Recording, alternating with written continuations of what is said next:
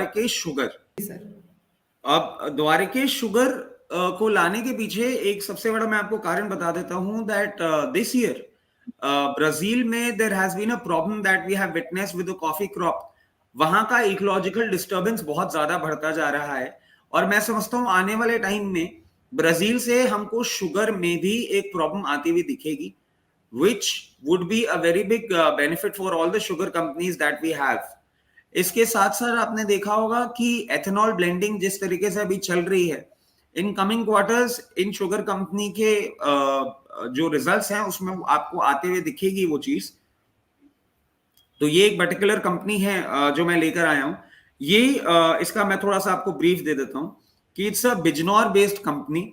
It was founded in 1993 और market capitalization as per our last update was 1880 crore. Quite a small company in that size, but हाँ potent है बहुत अच्छे upside के लिए। And the face value that we are aware of is ₹1। Promoter holding ठीक है 42.09%। जो एफआईआई की होल्डिंग है that is quite smirky, but I believe in time to come जैसे जैसे कंपनी इंप्रूव होगी, जैसे जैसे इसका रेट्स इंप्रूव होंगी, नोटिस में आएगी एफआईआई होल्डिंग बढ़नी चाहिए। It is at 7.01%। DIIs again have a very small holding of 3.38%. One figure which is actually making me very happy, public का बहुत ज्यादा स्ट्रॉन्ग कॉन्फिडेंस है इस पे और पब्लिक डोमेन पे ये करीबन 40-45% अपना मेंटेन करके चल रहे हैं होल्डिंग। अब आप इसका वर्किंग देख लीजिए, ये प्रोडक्शन में है शुगर के और शुगर रिलेटेड एक्टिविटीज में है। इसमें आप देखिए sugar, sugar white, crystal sugar, ethanol और कैप्टिव पावर प्रोडक्शन में भी हैं ये लोग, मोलेसिस में भी हैं। और मोलेसिस से हम देखें तो इनका डिस्टिलरी बिजनेस जो है वो भी बहुत ही उम्दा है। आप अगर इनका ये देखें, ये हैंड सैनिटाइजर्स में भी बहुत अपना स्ट्रॉन्ग प्रेजेंस रखते हैं और इनका जो प्रॉफिट ग्रोथ रहा है वो for past 3 years it is maintaining at 17.74%, which is quite good in the sector that we are looking at. और रेवेन्यू ग्रोथ भी अगर आप देखें तो 22.11% रहा है फॉर पास्ट 3 years। और जो इसका पीजी रेशियो है वो भी 0.2 पे है, विच इज क्वाइट हेल्दी। और कैश फ्लो मैनेजमेंट जो है CFO to PAT that is again very good at 1.37। और जैसा कि आप हमेशा पूछती हैं, आपके लिए एक ये सवाल रहता है और मैं इसका हमेशा कोशिश करता हूं कि जवाब मेरे पास रहे। तो अगर हम इसका पीयर कंपैरिजन करें तो इसके पीयर्स हम देख रहे हैं दैट इज बलरामपुर चीनी, त्रिवेणी इंजीनियरिंग, बनारी अम्मा शुगर, डालमिया भारत, बजाज हिंदुस्तान।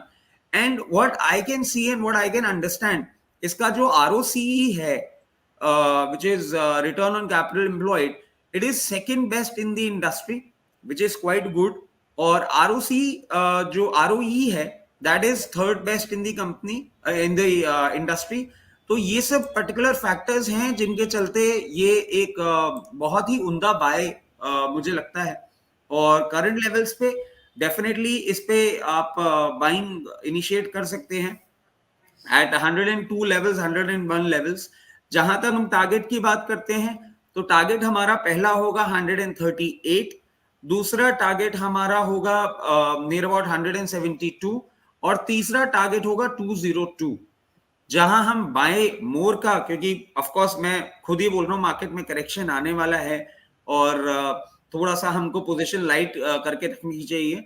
तो जहां बाय मोर की बात हो रही है तो बाय मोर का लेवल हमारा 73 का खुल के आता है, उसके पहले बाय मोर इनिशिएट नहीं करनी चाहिए। अब इसका मैं आपको एक जो यूजुअली बताता हूं कि अभी कितना परसेंटेज खरीदे और कितना परसेंटेज बाय मोर पे करें हम। Though I am seeing a good correction in the market in coming times, but ये particular ऐसे stocks हैं जिनमें मैं अच्छे से bullish हूं। तो I believe 60 to 65% आप अपनी पोजीशन यहाँ पे इनिशिएट कर सकते हैं। Rest you can keep, buy more level आए तो वहां पे इनिशिएट करें और जैसे जैसे टाइमलाइन पे अपना टारगेट हिट होता जाएगा वैसे वैसे प्रॉफिट बुक कर सकते हैं। और जो टाइमलाइन है वो आप लेके चलें 2 से 3 क्वार्टर। जी इससे मैं एक डिस्क्लेमर भी देना चाहूंगा कि there is a possibility that मेरे पास, मेरी इमीडिएट फैमिली के पास या मेरे क्लाइंट्स के पास इसमें पोजीशन हो सकती है। जी तो एक पोर्टफोलियो पिक भी सर ने दे दिया है